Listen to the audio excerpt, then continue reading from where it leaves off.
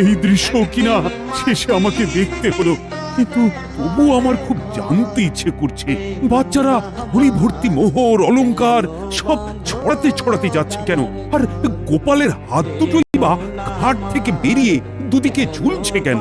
মহারাজ, আর একটা ব্যাপার কি আপনি লক্ষ্য করেছেন? কি কি বলতো? গোপালের দেহ কারা কাঁধে করে নিয়ে যাচ্ছে?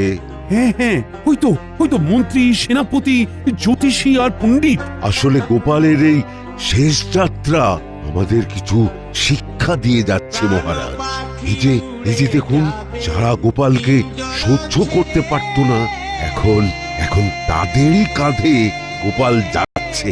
তার মানে শেষ পর্যন্ত কেউই কারোর শত্রু থাকে না, সবাই মান অভিমান ভুলে কাঁধে কাঁধ মিলিয়ে পার করে দেয়। তাই তো, এই দৃশ্য তো সেই কথাই বলছে। আর ওই যে মোহর আর অলংকার ছড়িয়ে যাচ্ছে, সেটাও বুঝিয়ে দেয় যে এই অর্থ, সমৃদ্ধি সবই ফেলে একসময় চলে যেতে হবে। কি ভীষণ সত্যি। দুটো খালি হাতও বুঝিয়ে দিচ্ছে খালি হাতেই আমরা সংসারে এসেছিলাম, আর খালি হাতেই আমাদের যেতে হবে। এই চরম সত্যিটা আমি আগে বুঝিনি। গোপাল, গোপাল, তুমি মরে গিয়ে